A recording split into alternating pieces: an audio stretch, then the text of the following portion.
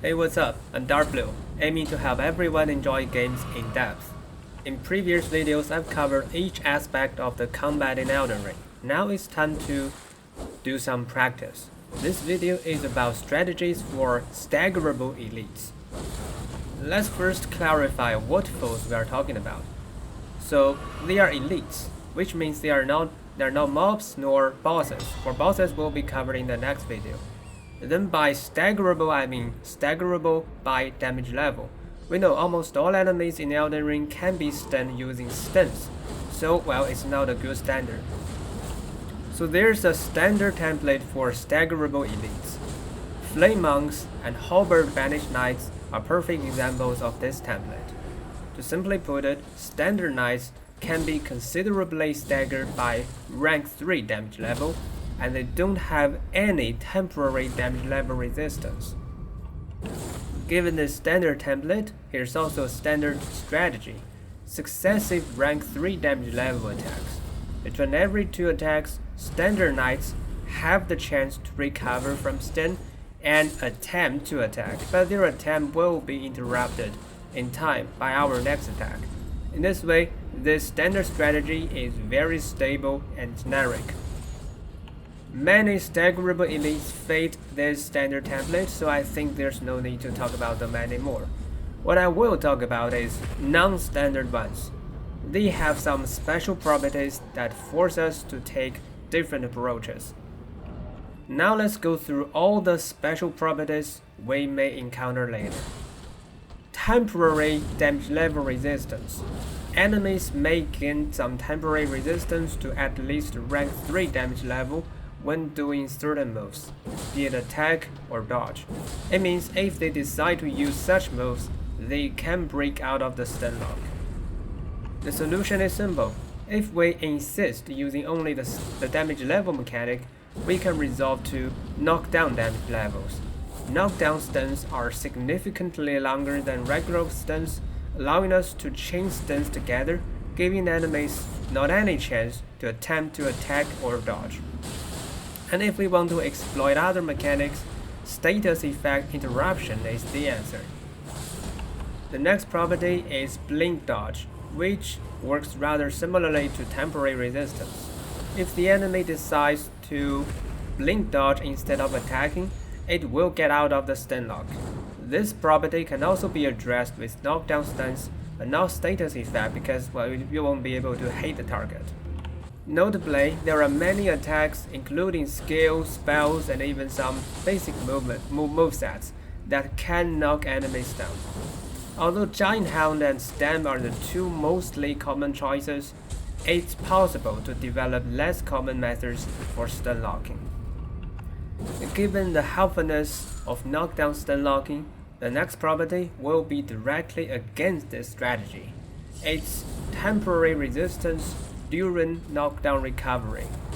But for most enemies, there's a short window in the later section of the recovery process that has no resistance protection. Therefore, the strategy against this property doesn't involve any additional tools. You only need to well time your attack. The next special property is difficulty in beginning stun locking. It can come in 2 reasons. Either because the enemy's attack is so fierce you have no chance to start your own attack, or because the foe is so evasive you cannot land a hit. For both of the 2 reasons, there's a common solution.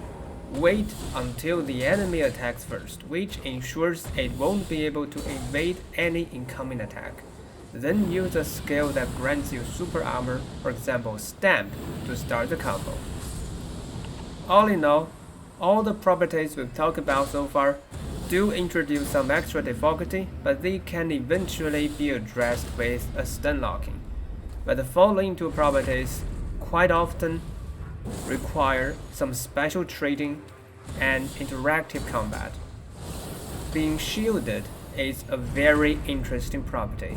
Shield is very useful when an enemy wants to break free from stun locking, and if you want to use knockdown attack, this attack itself may also be blocked. However, using the shield also gives them a new weakness. you can kick to break the shield. However, again, if the enemy happens to stop blocking when you kick, you will fail the attempt. So, in general, shielded enemies do require much special consideration. Constant minor resistance to damage level, or weak stance. These enemies are constantly somewhat resistant to damage level, allowing them to be less stunned. It means you cannot use the regular rank 3 practice against them, as they can recover faster and hit you first. It's also impossible for some of them to be knocked down. In general, this property also requires special treatment. And one last thing to mention about special properties, they can come combined, becoming even harder to handle. And now we start to analyze specific enemies. Let's start with a very strong foe, Curseblade. You may have the impression that he has many super armor moves, but no, it's not true. The fact is that the major property of Curseblade is being hard to start stun locking. According to my test, there's only one move of Curseblade that can grant him super armor. Besides, there's also one attack that counts as shield guard. No other attacks of Curseblade actually have super armor.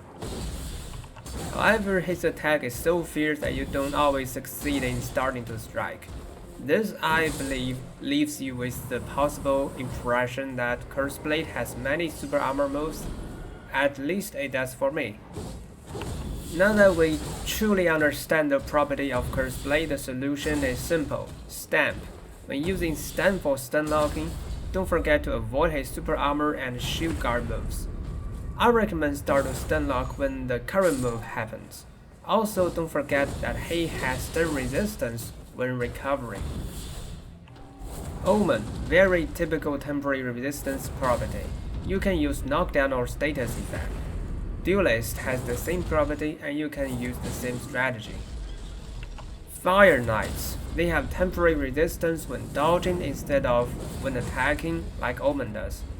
The solution is similar, knockdown, but note that Fire Knights have stun resistance during recovery. Black Knife has the same property and the same strategy. Kindred of Rot, it starts to run sideways after taking a hit. During this side running, there's actually little damage level resistance, but well, it's hard to hit it. You need to wait until the running is nearly over, jump to dodge the incoming attack, and land a jumping hit. Bloodhound Knight, hard to start the stun locking. As recommended earlier, use Stamp. Cemetery Shade, similar difficulty in starting to stun lock, but it's more evasive than offensive. You need to make sure it's doing a long combo before using Stamp. So that's all about the first section. From now on, we'll see strategies against shielded enemies. And as a start, Kaiden Sellsword.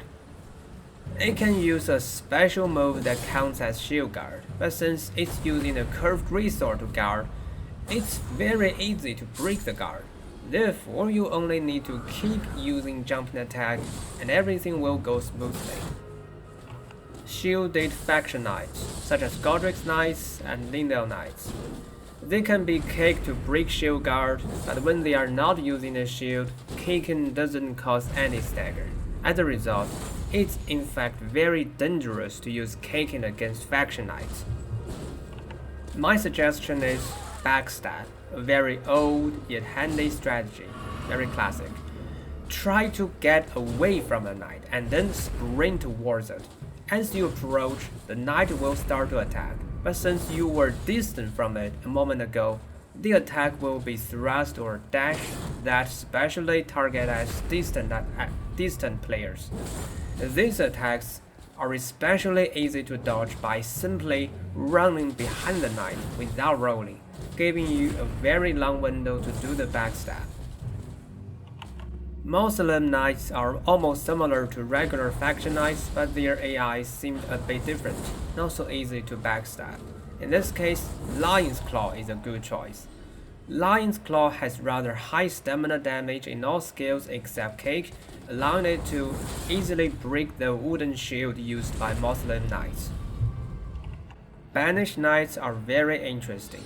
They can be staggered by Kick. You can Kick attack a Banished Knight and listen to the cranky sound. Remember its rhythm and use the next Kick at the 5th sound. This allows the knight to try to recover from the stun, and if it chooses to shield guard, you can instantly break its guard. Or if you don't like this strategy, another choice is to get distant and lure the shield dash attack, which is very easy to backstab. Or the Lion's Claw strategy can also be applied here. The last shielded elite, Black Knights in DLC. They have a special guard counter attack which is so slow that you can use this chance to do backstab. So it's a good strategy to deliberately trigger this guard counter. At last we have arrived at elites with weak stuns, which require really special strategies that exploit their AIs. Crucible Knights. Regular damage levels cannot stagger them at all, and knockdown damage levels can cause minor stuns. So basically, you should wait until their attack ends and use knockdown attacks to guarantee a hit. Since they can be stunned in this way, you are sure to be safe after your attack. Zammer Knights. All damage levels can only cause stuns equal to weaker damage levels, and they cannot be knocked down. Good news is that they have rather sad counterattack behaviors after being stunned by rank 3 damage levels. There are only 3 common attacks possible, so it's rather easy to memorize the move. Additionally, one of the 3 attacks, the upward double slash, can be parried easily. In fact, you just need to pray into the parry instruction and wait for your character to automatically perform the instruction. The parry will succeed. Leonine Misforgotten. Common knockdown damage levels will be reduced to regular death staggers, but rank 2 damage level is enough to stun lock them. However, their war cry and stamp attacks are with temporary strong damage level resistance. Upon seeing these attacks, you can use Endure or Stamp to get them back into the stun lock. Lions. Though cannot be knocked down, rank 3 damage level can cause stun. So you have many choices, but I especially recommend Sword Dance with mid-sized weapons and Stormcaller. They can chain multiple hits before lions break free. So that's quite a lot of strategies against elites. I hope they are not only helpful against these specific enemies, but also for helping you better understand the combat strategies in my previous videos. If you want to join me into depth of games, remember to like and subscribe. Thanks for watching, see you around.